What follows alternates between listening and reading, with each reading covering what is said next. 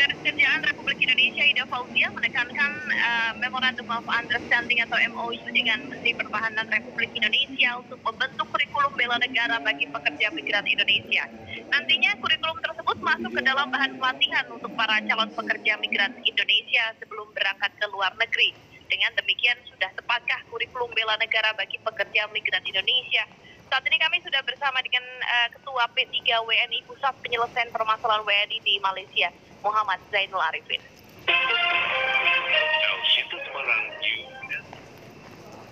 Pak Zainul, kurikulum bela negara kalau bagi teman-teman P3 WNI Pusat sudah merupakan satu kebutuhan nggak saat ini? Ya, ini lagi-lagi persoalan isu PMI ya. Baik, sedikit saya ingin menjelaskan persoalan ini, karena kalau dilihat ini bukan menjadi urgent bagi PMI ya di luar negeri ya, apalagi bagi calon PMI yang mau berangkat ke luar negeri. Nah, isu ini kan digulir 2010 oleh Kementerian Pertahanan karena melihat banyak persoalan faktor, kemudian tidak bisa dilaksanakan dikarenakan dengan regulasinya, karena posisi mereka di dalam peraturan Undang-Undang 34 2014 tentang perlindungan penempatan tenaga kerja Indonesia, kemudian dirubah dengan Undang-Undang 18 tahun 2017 tentang perlindungan pekerja migran Indonesia. Itu tidak ada komentator berkenaan dengan bela negara. Nah, kemudian kedua, memang di dalam Undang-Undang Dasar memang sudah diatur terkait dengan pasal 27 ayat 3 yang menyatakan bahwa setiap warga negara berhak dan wajib ikut serta dalam upaya pembelaan negara. Nah, tapi persoalan kan mereka bekerja ke luar negeri. Nah, sebetulnya kami lebih melihat kepada yang lebih urgent, yaitu terkait dengan Undang-Undang 18 tahun 2017 tentang perlindungan PMI, di mana di situ Presiden waktu itu zamannya Presiden Pak SBY itu kan mengeluarkan peraturan Presiden nomor 64 tahun 2017 tentang pemeriksaan kesehatan dan psikologi calon tenaga kerja Indonesia. Nah, peraturan presiden ini tidak bisa dilaksanakan karena belum ada peraturan menterinya, sehingga turunlah peraturan menteri yang dikeluarkan oleh Kementerian Kesehatan nomor 29 tahun 2015 tentang bentuk keberatan bagi tenaga kerja Indonesia yang akan berangkat ke luar negeri tentang tes kesehatan psikologi. Nah, persoalannya ini kan bagi calon pekerja migran yang mau berangkat. Nah, persoalannya itu adalah nilai yang diambil itu dulu 300.000 dengan peraturan yang lama, kemudian keluar peraturan Menteri 2015 ini ternyata menjadi 670.000 rupiah per PMI, artinya untuk memeriksa kesehatan dan psikologi. Sementara di Undang-Undang nomor pasal 64 Undang-Undang 18 tahun 2017 tentang perlindungan pekerja migran Indonesia itu semuanya tidak ada tanggungan dari PMI, semuanya ditanggung oleh negara, oleh undang-undang. Nah, artinya kami sebetulnya sekarang masih melakukan upaya gugatan ke Mahkamah Agung untuk membatalkan terkait dengan peraturan Presiden yang pasal nomor 64 tahun 2015 dan juga peraturan Menteri nomor 29 tahun 2015 karena bertentangan dengan Undang-Undang nomor 18 tahun 2017 tentang perlindungan pekerja migran Indonesia. Nah, itu yang menjadi urgent. Pertama, menurut kami harus dicabut dulu sehingga tidak bertentangan dengan undang-undang di atas, dan PMI betul-betul tidak mengeluarkan uang sepeser pun yang diharapkan zero budget yang dikeluarkan PMI oleh pemerintah itu tidak keluar sama sekali. Tapi faktanya itu masih berlaku, itu satu. Kemudian kedua, yang lebih diprioritaskan adalah perlindungan dan pelayanan PMI.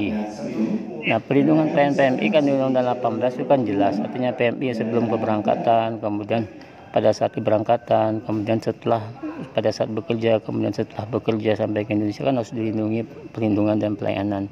Tidak ada nomenklatur di undang-undang mengatakan bahwa mereka harus wajib bela negara. Nah, ini yang menjadi soal, maka 2010 tidak bisa dilaksanakan, maka Kementerian Pertahanan dan Kementerian Tenaga Kerja dia membuat MOU untuk melakukan itu. Nah, kami setuju semangatnya ya, karena 2 minggu yang lalu Kementerian Agama sudah menyatakan bahwa berapa persen dari PMI yang di Timur Tengah itu terpapar terorisme. Ini yang menjadi soal. Itu kan datanya tidak valid juga ya. yang seolah-olah menuduh PMI yang di Timur Tengah itu salah satu penyumbang terorisme di Indonesia. Itu Menteri Agama yang menyatakan.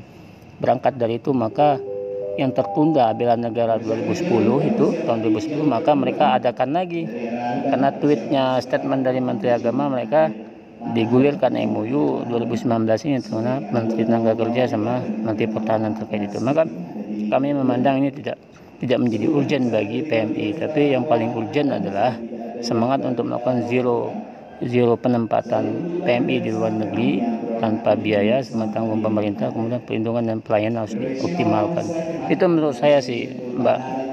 Ya, tapi saya juga pengen tahu sebenarnya kondisi PMI yang ada di luar negeri. Memang ada potensi seperti itu nggak sih, dalam artian terpapar radikal itu lebih banyak dibandingkan yang ada di negara kita sendiri, Pak Zainul?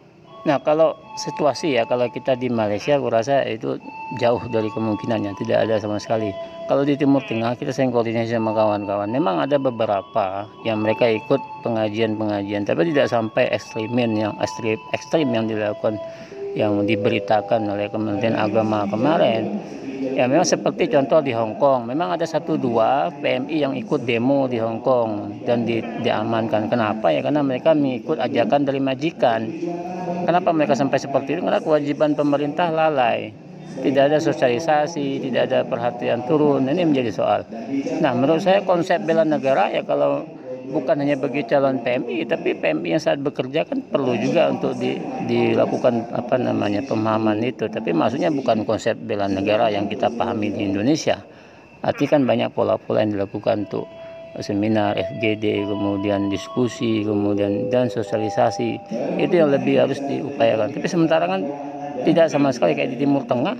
Ya memang dugaan mereka ada, tapi fakta kan sampai hari ini tidak ada yang muncul dari latar belakang PMI yang menyatakan bahwa mereka salah satu terpapar terorisme. Nah, ini yang pola-pola sementara pemerintah ingin menghindar dari persoalan perlindungan dan pelayanan PMI. Ada 135 loh Mbak, 131 orang yang terancam hukuman mati di Arab Saudi. Tapi sementara pemerintah kan tidak ada upaya apapun, hanya menunggu dari proses hukum. Nah, ini yang menjadi perhatian kita. Sementara mereka menekankan bahwa PMI diduga melakukan salah satu penyumbang radikalisme terorisme di Indonesia itu. Ya, oke, baik. Tapi kalau misalnya ini memang harus ada ya, saya melihat kalau besoknya ini wacana ini akan direalisasikan gitu. Nah, bentuk-bentuk pelatihan terhadap para pekerja migran Indonesia ini terkait dengan adanya bela negara, apa saja sih Pak yang memang itu urgent gitu? Ya maka saya sudah coba koordinasi dengan kawan-kawan BNP 2 TKI, kemudian kawan-kawan buruh migran yang lain.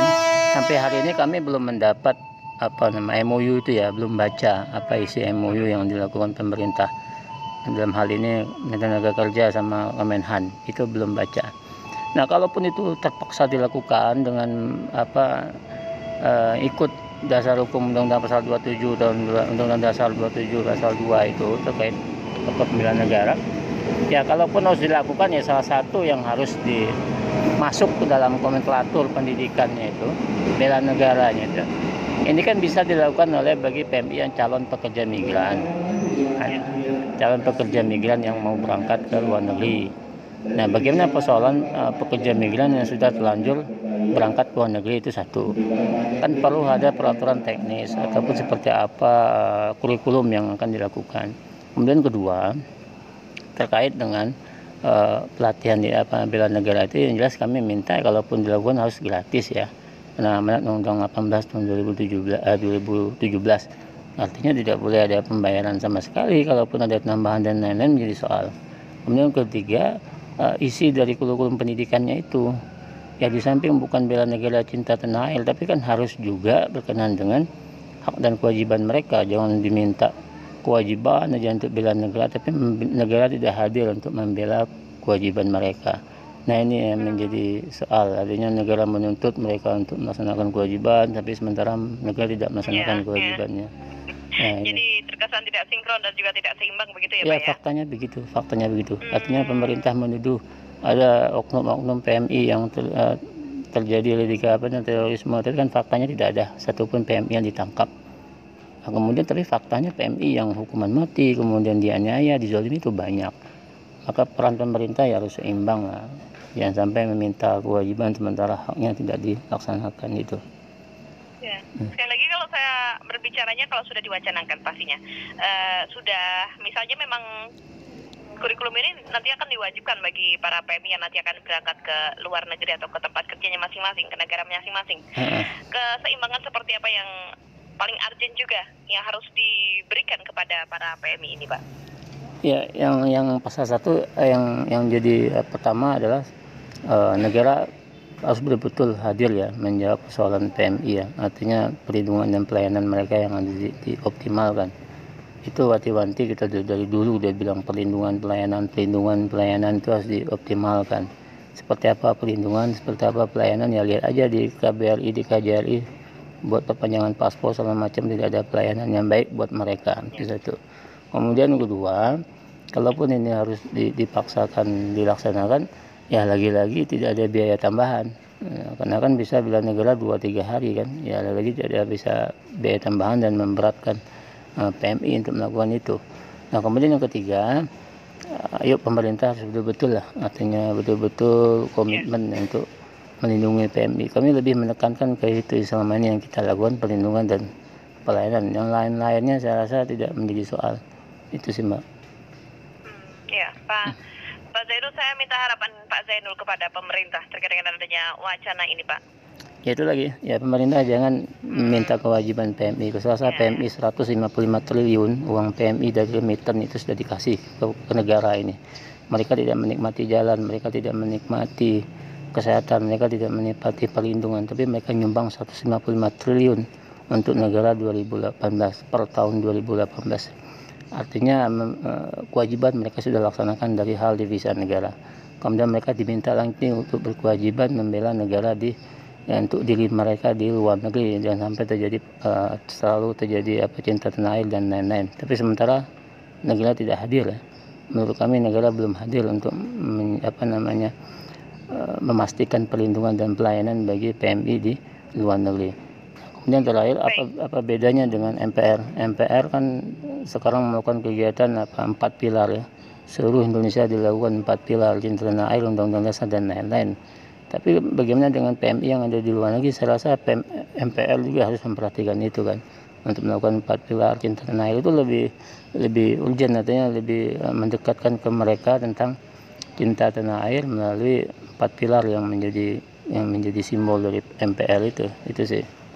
Ya, baik Pak Zainul, terima kasih atas waktu dan informasi kepada kami, Pak. Selamat siang, Pak. Ya.